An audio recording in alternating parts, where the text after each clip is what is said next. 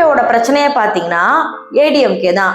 DMK ADMK அப்படின்னு வந்த ஒரு சூழல்ல திடீர்னு விஜய் அவர்கள் கட்சி ஆரம்பிச்சோடனே தாவேகா அப்படிங்கிறது ஒண்ணு வந்துருச்சு. ஆனா மிச்ச கட்சிகள் என்ன தெரியுமா வந்து பெரும்பாலும் விமர்சிக்கிறாங்க, அவங்களுக்கு கட்சினா என்னன்னு தெரியாது, எப்படி ஆட்சி பண்ணணும் தெரியாது, அவங்களுக்கு ஒண்ணும் தெரியாது, அரசியல் தெரியாம உள்ள வந்துட்டானுங்க அப்படி இப்படின்னு இந்த செகண்ட் வரைக்கும் திமுக தொண்டர்கள் வந்து விமர்சனம் பண்ணிக்கிட்டு தான் இருக்கிறாங்க. ஆனா இதுல புரியாத பாயிண்ட் என்னன்னா, இப்ப நான் டிவிகே சப்போர்ட்லாம் பண்ண என்னோட டவுட் என்னன்னா, ஒரு ஒண்ணுமே இல்லாத கட்சின்னு நீங்க அப்படி வந்து தூக்கி போடுறப்ப அவங்களையே நீங்களே காம்படிஷன் கூட்டு வந்துட்டே இருக்கீங்க. இப்போ விஜய் அவர்கள் எப்படி சீமானை வந்து கண்டுக்கவே இல்லையோ அது போல நீங்களும் விஜய் அவர்கள் கண்டுக்காம இருக்கலாம்ல. விஜய் அவர்கள் வந்து ஒரு ஆளு அப்படின்னு சொல்லிட்டு நீங்க வந்து எடுத்து நீங்க பேசுறீங்க அப்படிங்கிற மாதிரி நிறைய பேர் கமெண்ட் பண்றாங்க திமுகவை பார்த்து. சோ அப்படி விஜய் அவர்களுக்கே செட் பண்ணி விட்டா ஒரு 5 பேர் யாரு, அதாவது விஜய் அவர்களை பத்தி எப்படின்னா எதனா ஒண்ணு தப்பா சொல்லி இன்ஃபுளுன்ஸ் பண்ணிடணும் அப்படின்னு நினைக்கிற அந்த 5 பிரபலங்கள் யாரு, அதுவும் இன்ஃபுளுசர்ஸும் கூட வருவாங்க.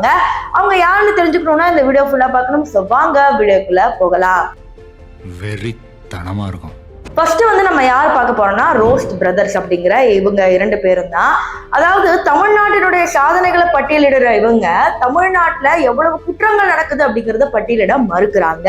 இதுல முக்கியமா நம்ம பார்க்க வேண்டியது ஒண்ணுன்னா, நிறைய கட்சிகள் வந்து டிஎம்கேக்கு எதிராகவே வந்து செயல்படுது, அவங்களுடைய தப்புகளும் எடுத்து பேசலாம். ஆனா இவங்க தாவேகா விஜய் அவர்களை மட்டுமே மையப்படுத்தி அனைத்து ரீல்ஸும் அனைத்து வீடியோஸும் இருக்கு. சோ பெரும்பாலும் ரசிகர்கள் இவங்க எப்படி வந்து கமெண்ட் அடிப்பாங்கன்னா, இவன் தான் 200 ரூபாய் உப்பி, இவனுக்கு 200 ரூபாய் இவனுக்கு 200 ரூபாய் அப்படின்னு சொல்லி கமெண்ட் அடிப்பாங்க. அதாவது இவங்க பெரும்பாலும் பேசுறது என்னன்னா, டிவிகே விஜயெல்லாம் ஒரு ஆளே இல்ல, ஒண்ணுமே தெரியாம உள்ள வந்தாச்சு கட்சியில, திமுகவோட கால் தூசிக்கு சமம் இல்ல அப்படிங்கிற மாதிரி ரொம்ப கேவலமா அடிமட்டத்துல பேசுறவங்க தான் டிவிகேவை ஒரு காம்படிஷனாவே எடுத்து பேசிட்டு இருக்காங்க. டிவிகே ஒரு காம்படிஷனே இல்லைன்னா நீங்க எதுக்கு டிவிகே பத்தி கதறிட்டே இருக்கீங்க அப்படிங்கறதா டிவிகேவோட தொண்டர்களுடைய ஒரு கேள்வியாவே இருக்கு. ஆனா இப்ப வரைக்கும் இந்த செகண்ட் வரைக்கும் டிவிகே பத்தி தான் வீடியோ போடுறாங்களே தவிர ஏடிஎம்கே மற்றும் மிச்ச கட்சிகள் வந்து பத்தி பேசுறது கூட கிடையாது. 41 பேரை சாவச்சு நியாயமா இன்வெஸ்டிகேஷனுக்கு போயிட்டு வரும்போது ஸ்டைலா சும்மா கெத்தா என்ன ஸ்டைல் கெத்து 40 பேர் செத்துக்கிறேன் ஒரு திலமே டாட்டா காமிச்சு வர போயா நீ வர. அடுத்து வந்து நம்ம இரண்டாவதா பார்க்க போறது சாட்டை துரைமுருகன். ஆரம்பத்துல திமுகவை கண்டிக்கிறதுல ரொம்ப ஃபன்னா பேசக்கூடியது சாட்டை துரைமுருகன் தான். ஏன்னா என்னதான் மிச்ச பேர் வந்து பேசினாலும் சாட்டை துரைமுருகன் பேசுறது மட்டும் ஒரு தனி ஸ்டைலா இருக்கும். அதனாலே நிறைய பேர் வந்து பாக்குறதுக்காகவே அவ்வளவு பேர் கூடி வியூஸ் கொடுத்தாங்க. ஆனா இவர் எப்ப ஸ்டாலின் அவர்களை தனியா சந்திச்சாரோ அன்னையில இருந்து இவர் பேச்சு முறையா மாறி விஜய் அவர்கள் ஏதாவது ஒரு ஃபங்க்ஷன் அட்டன் பண்ணாலோ இல்ல விஜய் அவர்கள் எங்கேயாவது போயிட்டு வந்தாலோ அவங்களோட பர்சனல் எப்படி எதையோ ஒண்ணு நடக்குதுன்னா அதை மில்க் பண்ணி அதாவது வேற கட்சியை பத்தி பேசும்போது கூட டக்குனு தாவேகா விஜய் அவர்களை பத்தி எடுத்துட்டு வருவாங்க. சோ அதை பார்த்த பல ரசிகர்கள், அண்ணா நீங்க விஜய் பத்தி விமர்சிங்க தப்பு இல்ல, ஆனா திமுக தப்பு நடக்குது இல்லைன்னா நீங்க கேட்கணும்ல நான் சீமானுக்காக அப்படின்னு கேட்டதுக்கு அதுக்கெல்லாம் பதிலே கிடையாது. ஆனா டெய்லி விஜய் பத்தி தான் வீடியோ போடுறாங்க. இப்போ ஆவரேஜா சொல்ல பார்க்கணும்னா டைம்ஸ் நவ் பத்திரிகையில என்ன வெளியிட்டு இருக்கிறாங்கன்னா, மறுபடியும் வந்து பாத்தீங்கன்னா திமுக ஆட்சிக்கு வராது, அதிமுகவோட இந்த கூட்டணி தான் இந்திய கூட்டணி தான் ஆட்சிக்கு வரும், அடுத்து வந்து பாத்தீங்கன்னா நம்மளுடைய திமுக வரும், அடுத்து 3வது இடம் தாவேகா, 4வது இடம் சீமான் அப்படிங்கிற மாதிரி கணிச்சிருக்கிறாங்க. அப்ப காம்படிஷன் யாரு, சீமானுக்கும் தாவேகா விஜய் அவர்களுக்கு தான். இவங்க 2 பேரும் அப்போஸ் பண்ண வேண்டியது யாரு மெயினா, ஆளுங்கட்சியில இருக்கிற திமுக என்னென்ன தப்பு பண்ணிருக்காங்க அப்படிங்கிறது. ஆனா ஆளுங்கட்சியோட திமுகவோட தப்புக்களை வந்து சுட்டி காட்டாம விஜய் அவர்கள் கல்யாணத்துக்கு போனாரு, விஜய் அவர்கள் அங்க உட்கார்ந்து சாப்பிட்டாரு, விஜய் அவர்கள் அப்படியான்னு சொல்லி விஜய் அவர்களுக்கு அரசியல் தெரியலன்னு சொல்லி விஜய் வச்சே அரசியல் பண்றத ஒரு பழப்பா வச்சுட்டு திரியிறாங்க. எனக்கு விவசாயத்தை பத்தி எதுவும் தெரியாது, நடிக்க மட்டும் தெரியுமா. விவசாயம் தெரியாது முக்கியம் இல்ல, விவசாயம்னா என்னன்னே தெரியும். மீனவர் பத்தி தீக்க மத்திய அரசுக்கு உண்மையான உணர்வுபூர்வமான அழுத்தத்தை கொடுப்போம். எப்படி விளக்கணை போட்டு அழுத்துவியா. அடுத்து வந்து பார்த்தோம்னா இந்த லிஸ்ட்ல கொஞ்சம் நம்ம டிஃப்ரெண்டா பார்க்க போறது ஜேம்ஸ் வசந்தன். இவர் ஆரம்பத்துல ஷோஸ் பண்ணிக்கிட்டு இருந்தாரு, அப்புறம் பெரிய வாய்ப்பு கிடைக்கல. இன்னைக்கு பல இன்டர்வியூல போயிட்டு விஜய் அவர்களை தாக்கி வந்து பேசுறாரு. அதுல முக்கியமா சொல்லக்கூடியது என்னன்னா, விஜய் அவர்களுக்கு அரசியல் தெரியல, விஜய் அவர்களை மட்டுமே மையப்படுத்தி பேசுறாரு. ஆனா மிச்ச கட்சியில என்ன நடக்குது அப்படிங்கறத பேச மாட்டாரு. அதுவும் பெண் குழந்தைங்களுக்கு நடக்கிற பாலியல் குற்றங்களை பற்றி அவர் பேசவே மாட்டாரு. ஏன்னு கேட்டீங்கன்னா, ஜேம்ஸ் வசந்தன் மேலே ஒரு பாலியல் குற்றம் வந்து குழந்தைய இது பண்ணிருக்காருன்றது இருக்கு. இதை வேற இன்னொரு ஃபேக்ட் என்ன தெரியுமா, பல இன்டர்வியூல அவர் என்ன சொல்லியிருக்காருன்னா, ரேப்பு நடக்குதுன்னா வந்து பொண்ணுங்க தான் காரணம், பொண்ணுங்க ஏன் அப்படி ட்ரெஸ் பண்ணிட்டு போனாங்க, நைட்ல ஏன் அப்படி போனா, நைட்ல போனனால தான் இவ சான்ஸ் கொடுத்தா அப்படின்னு கேவலமா பேசக்கூடிய ஜேம்ஸ் வசந்தன் தான் இன்னைக்கு ஒவ்வொரு இன்டர்வியூலயும் மீடியால வந்து கேள்வி கேட்டுட்டு இருக்காங்க. விஜயை பத்தி மட்டும் இல்ல, இங்க யாரை பத்தியுமே பேசுறதுக்கு ஜேம்ஸ் வசந்தன் அவர்களுக்கு தகுதியே இல்லை அப்படிங்கிறது ஒரு பெண்ணா நான் உணர்றேன். நிறைய பெண்களும் இதுதான் உணர்ந்திருப்பாங்க, நீங்களும் பாக்குற வீடியோ நீங்க உணர்ந்திருப்பீங்க. ஆனா ஜேம்ஸ் வசந்தனை இன்னைக்கு வரைக்கும் மீடியால கூப்பிட்டு வச்சுட்டு காசு கொடுத்து டிவிகே பத்தி என்னெல்லாம் வந்து கேவலமா பேச முடியும். முறையா பேசிட்டு அதே நேரத்துல பெண்களையும் அவதூறா பேசுறத ஒரு பழப்பா வச்சுட்டு சுத்துறதுல ஜேம்ஸ் வசந்தன் வந்துருவாரு. இவ்வளவு பெரிய ஸ்டாரை விமர்சிச்சு பொது வெளியில என்ன தவிர தமிழ்நாட்டில் ஒருத்தர் எழுத மாட்டாங்கன்னு எனக்கு தெரியும். ஆனால் சொல்லி ஆக வேணுன்ற ஒரு கட்டாயம் என் மனசுல இருந்தனால நான் எழுதினேன். இவ்வளோ பெரிய நட்சத்திரத்தை நம்ம விமர்சித்தால் அவருடைய ரசிகர்கள் எந்த அளவுக்கு திரும்பி என் மேலே வருவாங்கன்னு எனக்கு தெரியாதா என்ன?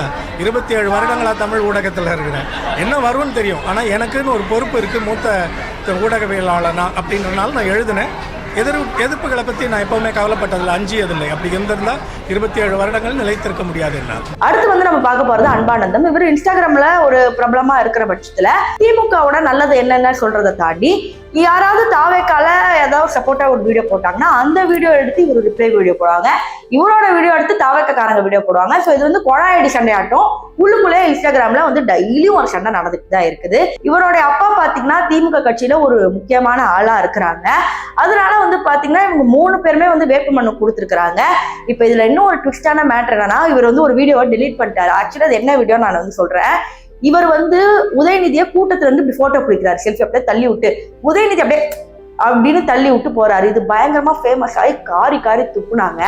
அதோட ஒரு சில இமேஜஸ் கூட கிடைக்குமா அப்படிங்கிறது வந்து கொஞ்சம் சந்தேகமா தான் இருக்குது. ஆனா இந்த வீடியோ வந்து ஒன்னு அவர் மதிக்க கூட இல்ல, இவருக்கு தான் நீ கூறியா நீ டெய்லியும் அப்படின்னு சொல்லி அசிங்கப்படுத்தினால அந்த வீடியோ டப்புன்னு டெலிட் பண்ணிட்டு இன்னைக்கு திமுக என்னென்னலாம் பண்ணிருக்காங்க தெரியுமா அப்படிங்கிற மாதிரி பேசுறாங்க. தம்பி அம்மாவாசை ஆதவர்ஜனா அவ்வளவுதான் மரியாதை. பட் என்ன பண்ண, நீ எவ்வளவு பெரிய தகுதி உன் கட்சியில இருக்கிறவங்க யாருக்குமே மனிதாபிமானம் என்பது கொஞ்சம் கூட இல்லன்றது எங்களுக்கு தெரியும்.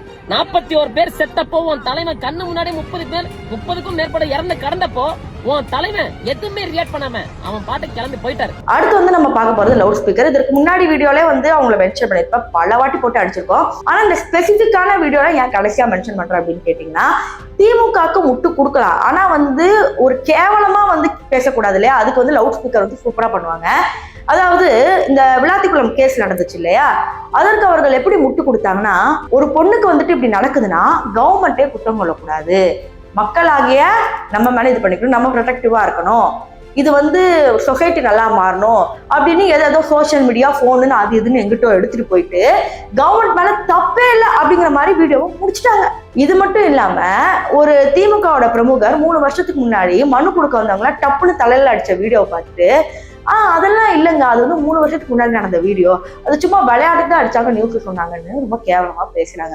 சோ இப்போ திமுகல இருக்கிற பல பேர் என்ன பண்றாங்கன்னா, திமுகக்கு சப்போர்ட்டா வீடியோ போடுவாங்க, ஆனா திமுக ஆட்சி மேல ஏதாவது ஒரு கரை வந்துச்சுன்னா அதை பத்தி வாயை திறக்காம கப்பு சுப்புன்னு இருப்பாங்க. ஆனா இவங்க அந்த கரையை எப்படி சாக்கடை வச்சு தொடக்கலாம் அப்படிங்கறத முழுக்க வேலையை இந்த லவுட் ஸ்பீக்கர் வந்து பண்ணிட்டு தான் இருக்காங்க. அதனால தான் கடைசியா போட்டு அடிச்சேன். தூத்துக்குடியில ஒரு பொண்ணு பாலியல் வன்புணர்வுக்கு ஆளாக்கப்பட்டு துண்டு துண்டா வெட்டப்பட்டு கொலை செய்யப்பட்டிருக்கு. அந்த பொண்ணை பத்தி நீ பேச மாட்டியா? 2.5 வயசு பொண்ணை பத்தி நீ பேச மாட்டியா?